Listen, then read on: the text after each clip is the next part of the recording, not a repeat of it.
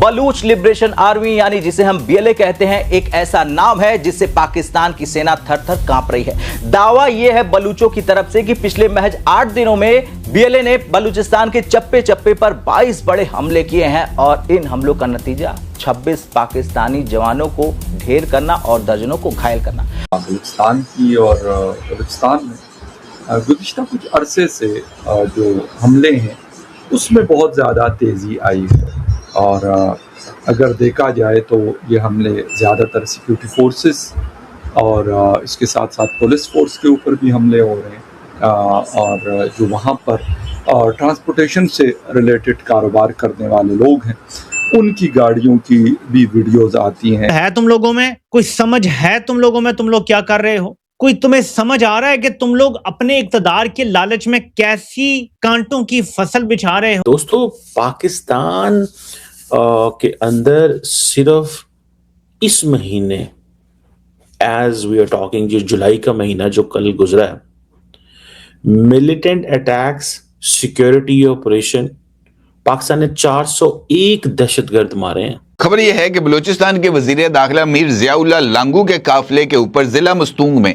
नामालूम जो दहशतगर्द हैं उनकी जानिब से हमला किया गया है और इस हमले में जनाब वजीर दाखिला बलूचिस्तान ज़िया लांगू को निशाना बनाने की कोशिश की गई थी, ताहम वो चूँकि बुलेट प्रूफ गाड़ी में सवार थे वो महफूज रहे। बलूचिस्तान जो पाकिस्तान का क्षेत्रफल के हिसाब से सबसे बड़ा लेकिन आबादी में सबसे छोटा प्रांत है। यह इलाका प्राकृतिक संसाधनों से भरा पड़ा है, लेकिन यहां के लोग आज भी गरीबी की मार झेल रहे हैं और बीएलए का आरोप है कि पाकिस्तान और चीन मिलकर उनके संसाधनों की लूट कर रहे हैं और इसी गुस्से ने जन्म दिया एक ऐसी बगावत को जो अब सीधे आमने सामने की जंग में बदल गई है कि मुख्तलिफ जो हाईवेज हैं उस पर उनकी गाड़ियों को आग लगाकर जला दिया जाता है। आज इसके साथ साथ अभी 14 अगस्त को इंटीरियर मिनिस्टर बलूचिस्तान ज़िया लांगू की गाड़ी पे भी हमला हुआ और बड़ा हमला था।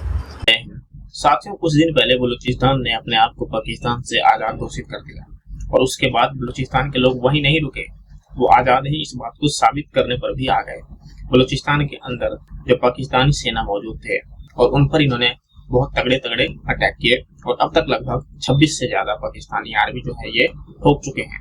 ये दिखा रहे हैं कि अब हम आज़ाद हो चुके हैं, अब बलूचिस्तान में पाकिस्तानी सेना का कोई भी जवान नजर नहीं आना चाहिए और जगह जगह अटैक ये कर रहे हैं और वहां से पाकिस्तानी आर्मी जो है वो भाग रहे हैं और इसलिए शहबाज शरीफ और मुनीर ये अपने जवान से मिलकर उनके हौसले बढ़ाने में लगे हुए हैं, लेकिन ये सारे दावपेच इस समय काम नहीं आ पा रहे हैं। क्योंकि साथियों, बलूचिस्तान के जो खबरी हैं वो काफी जगह फैले पड़े हैं पाकिस्तान में और वो पाकिस्तानी सेना के और नेताओं के अंदर अंदर तक खबर जो है वो निकाल कर लाते हैं और उनको नुकसान पहुंचाते हैं। और उन्होंने ये दिखा दिया है कि बलूचिस्तान के साथ जितना अन्याय हुआ है, जितने संसाधन इनके लूट के पाकिस्तान ने इनका शोषण किया है और चाइना को बेचने की कोशिश की।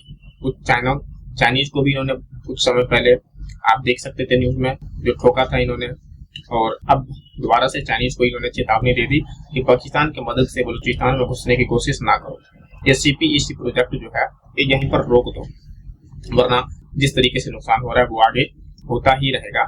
और इसीलिए इसी सिलसिले में तो इन्होंने अभी 26 से ज्यादा पाकिस्तानी सेना को ठोक दिया ताकि ये सारे काम रोक दे और दुनिया को ये बता सके इन्होंने सिर्फ आजादी की घोषणा नहीं की है, बल्कि उसके लिए जो इन्हें कार्रवाई करनी पड़ेगी आजाद अपने आप को दिखाने के लिए, ये सब काम भी वो कर सकते हैं और कर रहे हैं।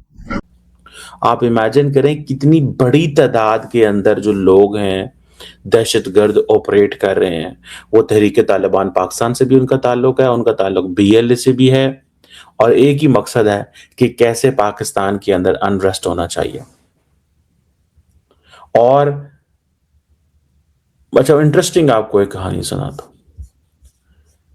उधर इंडियंस जो हैं वो क्या कर रहे हैं, वो कह रहे हैं कि this is the best time. अब वो कह रहे हैं कि जनाब 2 नॉन लोकल सिविलियन जो हैं वो कुलगाम के अंदर जम्मू कश्मीर के अंदर वो मारे गए हैं। दहशतगर्दी का वाकया जो है वो हो गया है वहां। और इस वक्त उनका सारे का सारा फोकस यही है कि how to make a point कि जनाब पाकिस्तान जो था ना, ये आप बड़ी इंटरेस्टिंग मैं आपको चीज एंगल देने लगा कि जनाब पाकिस्तान जो था ना, बेसिकली लश्कर तैयबा एक्टिव हो गई है कश्मीर के अंदर। और ये जो लश्कर तैयबा एक्टिव हुई है, ये इसके पीछे पाकिस्तान है। अच्छा चले, गॉट इट। बंदे इस वक्त देखें, टू बी ऑनेस्ट, बंदे इस वक्त कहां मर रहे हैं, हमले कहां पे हो रहे हैं। ये जो 401 दहशतगर्द मारे गए हैं, इनमें से लार्ज जो तादाद में लोग थे, उन्होंने हमले करने की कोशिश की। अब वो कहते हैं जनाब वो पाकिस्तान आर्मी जो है ना, वो जो हुकूमत फौज है, वो अमरनाथ यात्रा जो जम्मू कश्मीर में थी वो उसके रडार पे थी, लेकिन इंडिया ने बहुत जबरदस्त किस्म से वो चीजें मैनेज की। ठीक है जी। तो अब पाकिस्तान ने जो है ना वो सॉफ्ट टारगेट्स चुन लिए हैं। मतलब क्या, आप वही पुरानी कहानी, वही पुरानी बातें। बंदे पाकिस्तान, हमले पाकिस्तान के अंदर हो रहे हैं। एक ही इंसिडेंट वहां पे लोकल कोई गोली चल गई पिस्तौल की, पाकिस्तान ने दहशतगर्दी की वारदातें कर दी। आप समझ रहे हैं? Nobody understands and nobody takes care of the story. कोई भी इनकी जो स्टोरी है ना, उसको नहीं सुनता। हमले जो हैं, कर्फ्यू नाफिज होने के बावजूद हमले हो रहे हैं। अच्छा, अभी तुर्बत में जो 14 अगस्त को धमाका हुआ था, उस हवाले से भी कहा जा रहा है कि जी वहाँ पे भी कोई सिक्योरिटी के लोग, अब पता नहीं कि वो ऑन ड्यूटी थे, क्योंकि बहुत कम ऐसा होता है कि वो लोग निकलते हैं मार्केट्स या कोई ऐसे इलाकों में। लेकिन जो भी था उसमें भी कुछ कैजुअल्टीज़ की इतलात हैं।